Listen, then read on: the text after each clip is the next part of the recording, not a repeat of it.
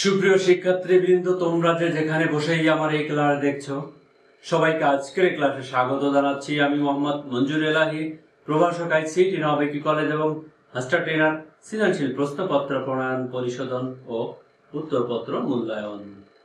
সুপ্রিয় শিক্ষার্থীবৃন্দ, আজ আমি তোমাদের সামনে আলোচনা করব হচ্ছে হেডিং ট্যাগ, প্যারাগ্রাফ ট্যাগ এবং ব্রেক ট্যাগ এর ব্যবহার নিয়ে।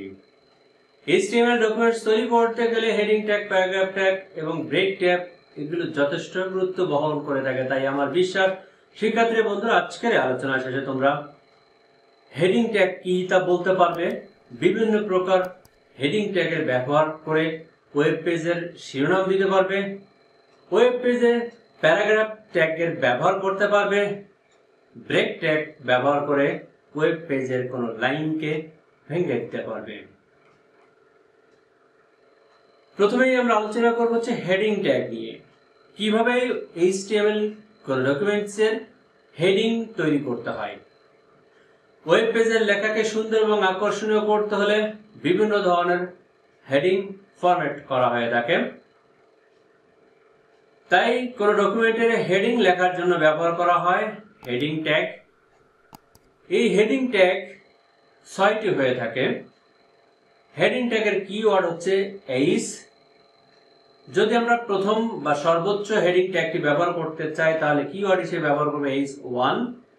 H1টাকে যখন এরকম একটি অ্যাঙ্গেল ব্র্যাকেট আবৃত করে দেব, তখনই আসলে সেটি হয়ে যাবে একটি H1 হেডিং ট্যাগ।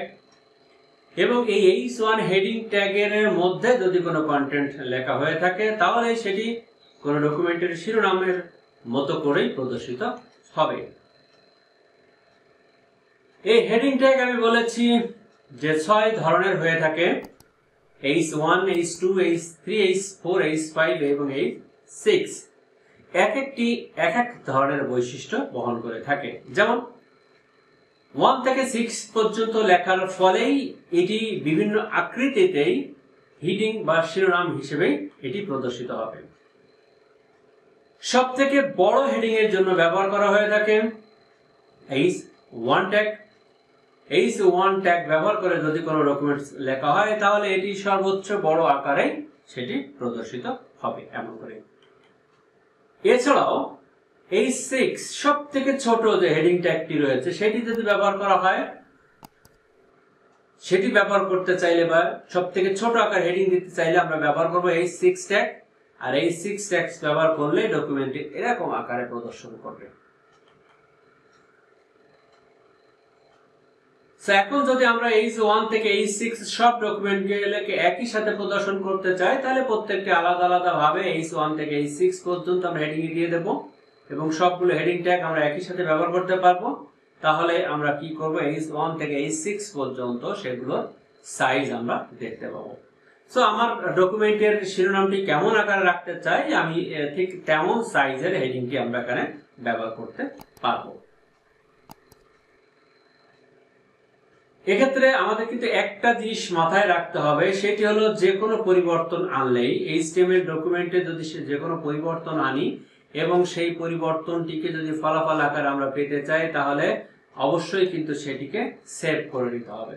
যে কোনো ট্যাগ ব্যবহার করে সেই ট্যাগটিকে যখন আমরা ফলাফল হিসেবে প্রদর্শন করতে চাইবো বা ট্যাগের আউটপুটটা দেখতে চাইবো, সেক্ষেত্রে কিন্তু অবশ্যই আমাদের HTML ডকুমেন্টটিকে সংরক্ষণ করতে হবে। এবং প্রতিবার ফলাফল পেতে হলে আমাদেরকে ব্রাউজারটাকে রিলোড বা রিফ্রেশ করে নিতে হবে।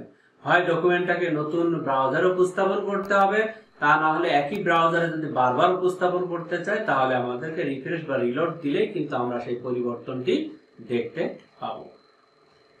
প্যারাগ্রাফ তৈরি করা। ওয়েব পেজের লেখাকে বিভিন্ন আঙ্গিকে সাজিয়ে তুলতে গেলে আমাদেরকে বিভিন্ন ধরনের প্যারাগ্রাফ ফরম্যাট ব্যবহার করতে হয়। আর প্যারাগ্রাফ তৈরি করার জন্য ব্যবহার করা হয় হচ্ছে প্যারাগ্রাফ ট্যাগ। প্যারাগ্রাফ ট্যাগের কিওয়ার্ড হচ্ছে পি, অর্থাৎ একটা পি ক্যারেক্টারকে অ্যাঙ্গেল ব্র্যাকেট দিয়ে আবৃত করে দিলেই সেটি হয়ে যাবে কি প্যারাগ্রাফ ট্যাগ। যেমন এখানে আমরা নিচের যে লাইনটি দেখতে পাচ্ছি, নিচের যে লাইনটি সেটিকে একটা প্যারাগ্রাফ আকারে প্রদর্শন করেছি। এই প্যারাগ্রাফ আকারে প্রদর্শন করতে হলে আমাদেরকে এখানে ব্যবহার করতে হয়েছে কি পি ট্যাগটি। ওই ডকুমেন্টের বা সেই আর্টিকেলটির বা সেই লাইনটির শুরুতেই এবং শেষে পি ট্যাগ ব্যবহার করার ফলে সেটি এমন প্রদর্শিত হয়েছে। এইভাবে একাধিক প্যারাগ্রাফ যদি আমরা তৈরি করতে চাই তাহলে সেক্ষেত্রে আমাদেরকে কি করতে হবে, একাধিক পি ট্যাগ ব্যবহার করতে হবে এবং যতগুলো প্যারাগ্রাফ আকারে ডকুমেন্ট তৈরি করতে চাই, যতগুলো প্যারাগ্রাফ তৈরি করতে চাই প্রত্যেকটি আলাদা আলাদা পি ট্যাগের মধ্যে প্রদর্শন করতে হবে। এখানে আমরা 2টি প্যারাগ্রাফ ট্যাগ ব্যবহার করেছি, যার ফলে আমাদের ডকুমেন্টটি প্রদর্শিত হয়েছে 2টা প্যারাগ্রাফ আকারে। যদি কোনো ডকুমেন্টকে এরকম আলাদা আলাদা প্যারাগ্রাফ আকারে প্রদর্শন করতে চাই তাহলে অবশ্যই আমাদেরকে কি করতে হবে, আলাদা আলাদা পি ট্যাগ ব্যবহার করতে হবে। ব্রেক ট্যাগের ব্যবহার, লেখাকে কখনো যদি আমরা কোনো লাইনের মাঝ থেকে ভেঙে প্রদর্শন করতে চাই তাহলে আমাদেরকে ব্যবহার করতে হয় ব্রেক ট্যাগ। আর এই ব্রেক ট্যাগের জন্য যে ট্যাগটি ব্যবহার করতে হয় সেটি হচ্ছে বিআর। এটি হচ্ছে একটা এমটি ট্যাগ। এই ব্রেক ট্যাগের শুরু আছে কিন্তু এর কোনো শেষ নাই। ইতিপূর্বে যে ট্যাগগুলো আমরা আলোচনা করলাম, হেডিং ট্যাগ কিংবা প্যারাগ্রাফ ট্যাগ, এগুলো ছিল কন্টেনার ট্যাগ, যার একটি শুরুও ছিল এবং একটি শেষও ছিল। কিন্তু ব্রেক ট্যাগের শুরু আছে, এর কোনো শেষ নেই। এটাকে বলা হচ্ছে এমটি ট্যাগ। তো যেখান থেকে আমরা কোনো লাইনকে ভেঙে দিতে চাই আমরা জাস্ট সেখানে একটা বিআর বসিয়ে দিলেই লাইনটা ভেঙে যাবে। যেমন এখানে অ্যারেঞ্জ শব্দটির পরে আমরা একটা বিআর ট্যাগ বসিয়েছি। এই অ্যারেঞ্জ শব্দের পরে বিআর ট্যাগ বসানোর কারণে এখান থেকে প্যারাগ্রাফটি ভেঙে দুটো হয়ে যাবে। সেখানে আমরা দেখতে পাচ্ছি যে অ্যারেঞ্জের পরেও যে লাইনটি ছিল সেটা ভেঙে গিয়েছে। একটা প্যারাগ্রাফ আকারে যদি আমরা লাইনটাকে আলাদা প্যারাগ্রাফে প্রদর্শন করি তাহলে কিন্তু দুটির মাঝখানে একটা স্পেস দেখা দেয়। কিন্তু ব্রেক ট্যাগ ব্যবহার করে যখন একটাকে ভেঙে আমরা আরেক জায়গায় নিয়ে যাই তখন কিন্তু দুইটার মাঝে কোনো স্পেস থাকে না। এটি হচ্ছে ব্রেক এবং প্যারাগ্রাফ ট্যাগের কাজের পার্থক্য। এছাড়া আরো বেশ কিছু পার্থক্য রয়েছে। আমরা যদি ভিন্ন ভিন্ন কোনো অ্যাট্রিবিউট ব্যবহার করতে চাই তাহলে কিন্তু সেগুলো অবশ্যই ভিন্ন ভিন্ন প্যারাগ্রাফে ভিন্ন ভিন্ন অ্যাট্রিবিউট ব্যবহার করতে চাইলে প্যারাগ্রাফ ট্যাগ ব্যবহার করতে হবে। যদি আমরা ব্রেক ট্যাগ ব্যবহার করে একটা লাইনকে ভেঙে দিই তাহলে সেক্ষেত্রে কিন্তু ভিন্ন ভিন্ন অ্যাট্রিবিউটস ভিন্ন ভিন্ন জায়গায় ব্যবহার করা যাবে না। সো আমরা লাইনকে যদি একাধিক স্থানে ভেঙে দিতে চাই তাহলে কি করব, আমরা একাধিক ব্রেক ট্যাগ ব্যবহার করব। এখানে আমরা 2টা ব্রেক ট্যাগ ব্যবহার করেছি, অর্থাৎ লাইনটাকে একাধিক জায়গায় আমরা ভেঙে দিতে চাই, সেই কারণে আমরা একাধিকবার ব্রেক ট্যাগ ব্যবহার করেছি। এবং একাধিকবার ব্রেক ট্যাগ ব্যবহার করলে কি হবে, লাইনটা কিন্তু একাধিকবার ভেঙে যাবে। যতবার ব্রেক ট্যাগ ব্যবহার করব ততবার লাইনটা কিন্তু এক একবার ভেঙে যাবে। কাজে আমরা কোন লাইনটাকে যদি ভেঙে দিতে চাই এরকম ভাবে তাহলে আমরা ব্রেক ট্যাগ ব্যবহার করে সে কাজটি করতে পারি। এই যে ব্রেক ট্যাগ আমি বলেছি ব্রেক ট্যাগের কি শুরু আছে, এর আসলে কোনো শেষ নেই, কারণ এই ব্রেক ট্যাগকে বলা হয়ে থাকে এমটি ট্যাগ। এর শুধু শুরু আছে কিন্তু কোনো শেষ নেই। তো শিক্ষার্থী বন্ধুরা, আজকে এই সংক্ষিপ্ত আলোচনা শেষে আমি তোমাদের কাছে একটি প্রশ্ন রাখতে চাই, সেটা হচ্ছে হেডিং ট্যাগ কয়টি ছিল? 2টি, 4টি, 6টি নাকি 8টি? হেডিং বা শিরোনাম ট্যাগ কয়টি দেখিয়েছি? 2টি, 4টি, 6টি নাকি 8টি?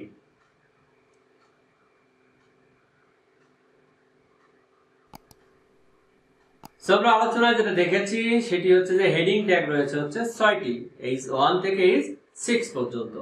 তোমাদের কাছে এবারে প্রশ্ন হচ্ছে যে ব্রেক ট্যাগ বিআর ট্যাগ এটি কোন ধরনের tag? Container tag, MT tag, opening tag নাকি ক্লোজিং ট্যাগ? বিআর বা ব্রেক ট্যাগ এটি কোন ধরনের ট্যাগ? আমরা ট্যাগ আলোচনায় শ্রেণী বিভাগে পড়েছিলাম, সেই শ্রেণী বিভাগ অনুযায়ী এটা কোন শ্রেণীভুক্ত হয়? কন্টেনার, এমটি, ওপেনিং নাকি ক্লোজিং? আসলে ব্রেক ট্যাগকে বলা হয় এমটি ট্যাগ, কারণ এই ট্যাগের শুধু শুরু আছে, কোনো শেষ নেই। আমরা ট্যাগের যে শ্রেণী বিভাগ পড়েছিলাম সেখানে বলেছিলাম ট্যাগ 2 ধরনের, একটা হচ্ছে কন্টেনার ট্যাগ আর একটা হচ্ছে এমটি ট্যাগ। যে ট্যাগের শুধু শুরু থাকবে কোনো শেষ থাকবে না তাকে বলা হচ্ছে এমটি ট্যাগ। ব্রেক এটা একটা এমটি ট্যাগ। তো শিক্ষার্থী বন্ধুরা, আজকের আলোচনা থেকে আমরা যে বিষয়টি জানলাম সেটি হচ্ছে যে বিভিন্ন প্রকার হেডিং ট্যাগের ব্যবহারগুলো। আরো আমরা শিখলাম যে হেডিং ট্যাগ কি সে সম্পর্কে।